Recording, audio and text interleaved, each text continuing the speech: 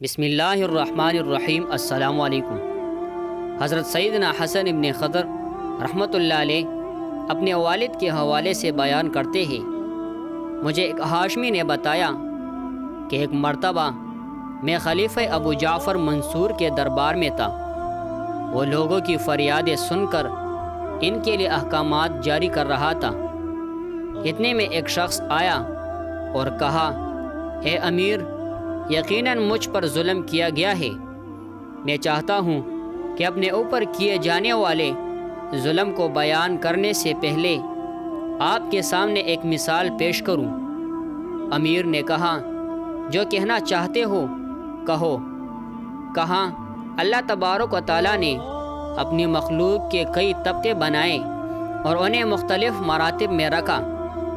جب بچہ پیدا ہوتا ہے تو اپنی ماں کے علاوہ نہ تو کسی کو پہچانتا ہے، نہ ہی کسی اور سے کوئی چیز طلب کرتا ہے۔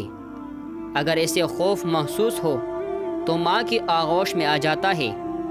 جب کچھ بڑا ہوتا ہے تو باپ کو پہچانتا ہے۔ اگر کوئی اسے تنگ کرے یا ڈرائے تو اپنے باپ کی پناہ لیتا ہے۔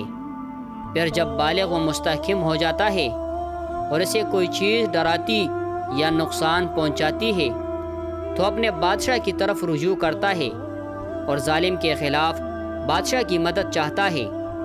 اگر بادشاہ خود اس پر ظلم کرے تو وہ تمام جہانوں کے خالق و مالک اللہ عز و جل کی بارگاہ میں استغاثہ کرتا ہے اور اس کی پناہ چاہتا ہے۔